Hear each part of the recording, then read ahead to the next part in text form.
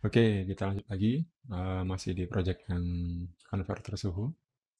Jadi di sini kita punya drop down ya. Tapi drop down-nya ini nggak bisa berubah. Kalau tadi di branch yang sebelumnya, di branch drop down biasa yang pakai map ataupun yang nggak pakai map, ketika kita change dia nggak mau ya. Walaupun kita sudah pasang tadi di on change-nya. Nah, tadi on change-nya masih kosongan. Nah, sekarang kalau kita mau menambahkan apa ini bisa berubah, maka kita ingat di footer konsepnya menggunakan state. Maka semua kondisi atau semua variabel yang berubah itu harus tercatat di dalam state karena state-nya akan merender ulang widget-widget itu tadi.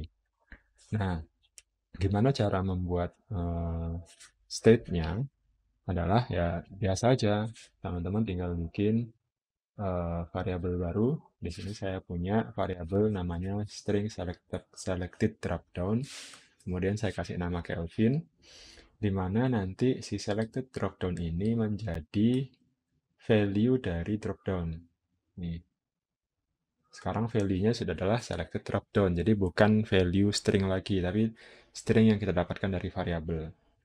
Kemudian yang nggak kalah penting adalah ngasih eh, on change. Nah, jadi di on change-nya yang tadinya sebelumnya itu kayak begini,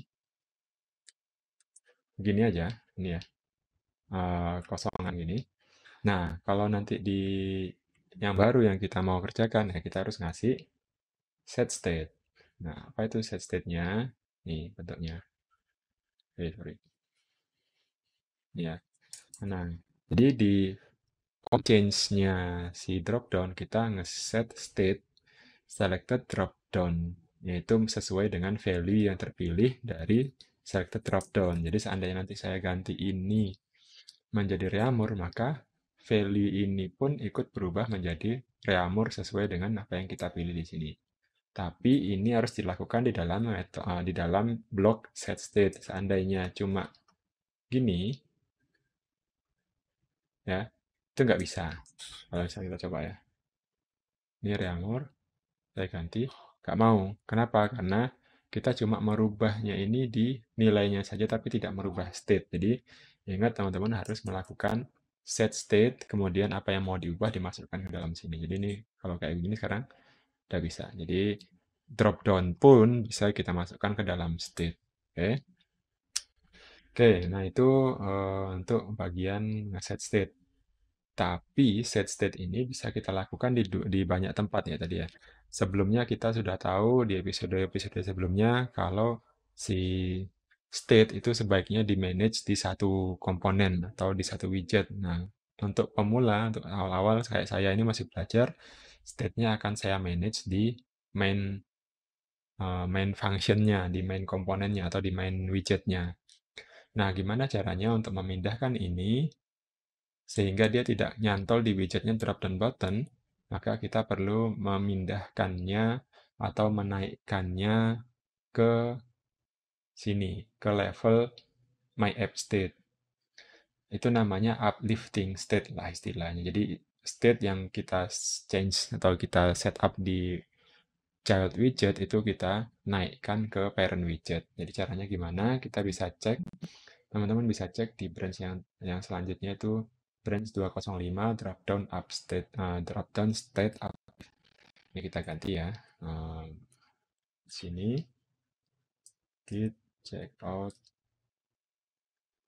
V205. Nih. Nah, di upstate live ini apa yang saya ubah?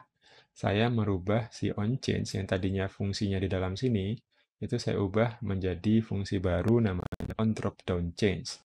Tapi onDropDownChange-nya di mana? Nah, ditaruh di dalam sini. Jadi onDropDownChange sama-sama menerima value berupa string dan di dalamnya sama fungsinya itu adalah set state. Jadi di dalam sini kita nge-set state selected dropdown sesuai dengan value yang kita dapat dari on change-nya ini tadi ya, gitu ya. Jadi ini ditarik dari widget child widgetnya kita tarik ke atas. Kenapa kok ditarik ke atas? Karena biar dia bisa kita pindah si widget yang ini bisa kita pindah ke child widget di file berbeda. Kita tinggal mempassing value-value-nya aja. Value ini tinggal kita kirim, value ini tinggal function ini tinggal kita kirim. Nah, yang selected ini juga kita kirim. Nah, kira-kira seperti itu untuk masalah mengupdate state di dropdown widgetnya.